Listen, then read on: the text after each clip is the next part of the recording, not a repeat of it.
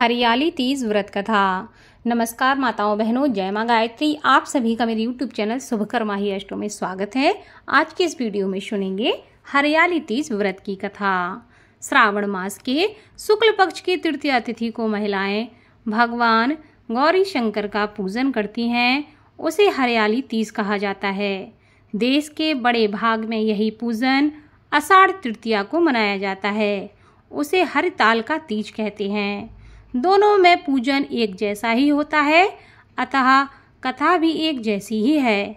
श्रावण मास के शुक्ल पक्ष की तृतीया को श्रावणी तीज के नाम से भी जाना जाता है, परंतु ज़्यादातर लोग उसे हरियाली तीज के नाम से जानते हैं। इस त्योहार मुख्य रूप से उत्तर भारत में मनाया जाता है। इस दिन महिलाएं माता पार्वती और भगवान शिव की पूजा करते हैं। इस दिन महिलाएं निर्जला व्रत रखती हैं और इस व्रत को करवा चौथ से भी कठिन व्रत बताया जाता है। इस दिन महिलाएं पूरा दिन बिना जल भोजन के दिन व्यतीत करती हैं तथा दूसरे दिन सुबह स्नान और पूजा के बाद व्रत पूरा करके भोजन ग्रहण करती हैं।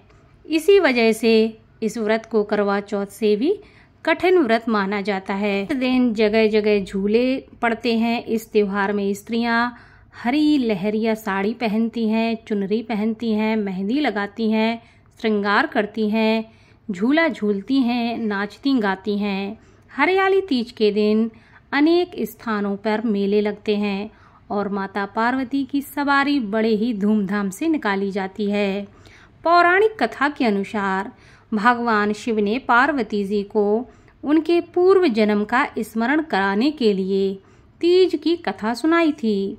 भगवान शिव कहते हैं कि हे पार्वती, तुमने हिमालय पर मुझे वर के रूप में पाने के लिए घोर तप किया था, अन्न जल त्याग दिया था, तुमने पत्ते खाए, सर्दी गर्मी बरसात के कष्ट सहे। तुम्हारे पिता बहुत दुखी थे। नारद जी तुम्हारे घर पधारे और कहा, मैं विष्णु जी के भेजने पर आया हूँ। वह आपकी कन्या से प्रसन्न होकर विवाह करना चाहते हैं। अपनी राय बताएं। तुम्हारे पिताजी ने प्रसन्नता से तुम्हारा विवाह विष्णु के साथ करने को तैयार हो गए। नारद जी ने विष्णु जी को यह शुभ समाचार सुना दिया, पर जब तुम्हें यह बात पता चली तो तुम्हें बड़ा ही दुख हुआ। तुम मुझे मन से अपना पति मान चुकी थी। तुमने अपने मन की बात अपनी सहेली को बताई। सहेली ने तुम्हें एक ऐसे घने वन में छिपा दिया जहाँ तुम्हारे पिता नहीं पहुँच सकते थे। वहाँ तुम तप करने लगी। तुम्हारे लुप्त होने से पिता चिंतित होकर सोचने लगे, यदि इस बीच विष्णु जी बारात लेकर आ गए तो मैं क्या कहूँगा। शिव जी ने आगे पार्वती जी से कहा, तुम्हारे पिता ने तुम्हारी खोज में धरती पाताल एक कर दिया, पर तुम न मिली। तुम गुफा में रेत से शिवलिंग बनाकर मेरी आराधना में लीन थी। प्रसन्न होकर मैंने तुम्हारी मनोकामना पूरी करने का वचन दिया। तुम्हारे पिता खोजते हुए गुफा तक पहुँचे। तुमने बताया कि अधिकांश जीवन शिवजी को पति रूप में पाने के लिए तप में बिताया है। आज तप सफल रहा। शिवजी ने मेरा वरण कर लिया है। मैं आपके साथ एक ही शर्त पर घर आऊंगी, यदि आप मेरा विवाह शिवजी से करने को राजी हो जाएं। पर्वतराज मान गए। बाद में विधि विधान के साथ हमारा विवाह किया गया। हे पार्वती, तुमने जो कठोर व्रत किया था उसी के फलस्वरूप हमारा विवाह हो सका।